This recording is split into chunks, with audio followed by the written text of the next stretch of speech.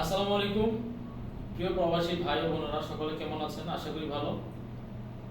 আজকে যে বিষয়টি নিয়ে আলোচনা করব সেটা অবশ্যই সৌদি প্রবাসী ভাইদের জন্য এই ভিডিওটা হেল্পফুল হবে। সো ভিডিওটি না টেনে সম্পূর্ণ ভিডিওটি দেখি। যে বিষয়ে আলোচনা করব সেটা হচ্ছে, আপনারা জানেন আমরা দীর্ঘদিন ধরে সৌদি আরব ওয়ার্ক ভিসা, ফ্যামিলি ভিসা নিয়ে কাজ করি। তো আপনাদের ওয়ার্ক ভিসার ক্ষেত্রে আমাদের কাছে আল্লাহর মতো অনেক ফাইল আসে, আমরা প্রসেস করি। মেডিকেলের ক্ষেত্রে আগে আপনার মেডিকেল করার সময় আপনি যদি প্রথমবার যদি পাসপোর্টে আনফিট হইতো, সেই ক্ষেত্রে আপনার দ্বিতীয় পাসপোর্ট, তৃতীয় পাসপোর্ট করলেও কিন্তু আপনি যাইতে পারতেন সৌদি আরব। এখন থেকে এই বিষয়টা সম্পূর্ণরূপে চেঞ্জ হয়ে গেছে। গতকালকে সৌদি সরকার একটা নোটিশ করছে। সেই নোটিশের জারিতে বিজ্ঞাপনে বলা হয়েছে যে আপনার প্রথম পাসপোর্টে যদি আপনি আনফিট খান, আপনার দ্বিতীয় পাসপোর্ট, তৃতীয় পাসপোর্ট মানে 10টা পাসপোর্ট করলেও আপনি সৌদি আরব গমন করতে পারবেন না।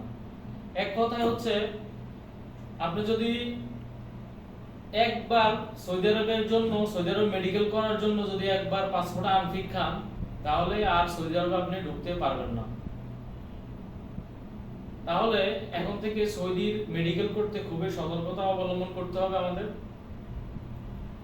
আর যারা সৌদি আরবে যাবেন, প্রথম পাসপোর্টে আনফিট খেয়েছেন, দ্বিতীয় পাসপোর্ট করছেন, তৃতীয় পাসপোর্ট করার সিদ্ধান্ত নিয়েছেন, বা দ্বিতীয় পাসপোর্ট করবেন বা তৃতীয় পাসপোর্ট করার সিদ্ধান্ত নিয়েছেন, তারা ওই হালটা ছেড়ে দেন। কেননা এখন থেকে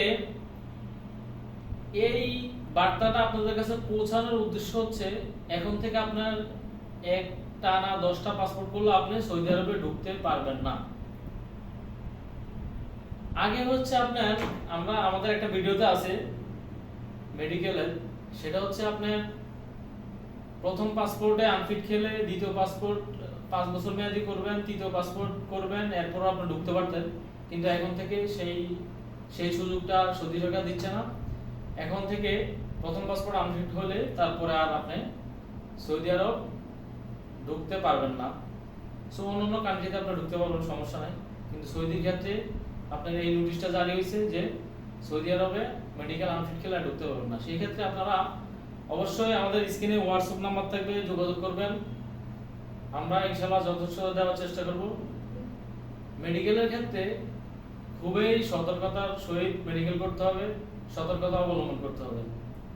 ভিডিওটি ভালো লাগলে অবশ্যই শেয়ার করবেন। আপনার একটা শেয়ারে আরো 10 জন লোক উপকৃত হবে। এর মধ্যে সবাই ভালো থাকবেন, সুস্থ থাকবেন। আল্লাহ হাফেজ।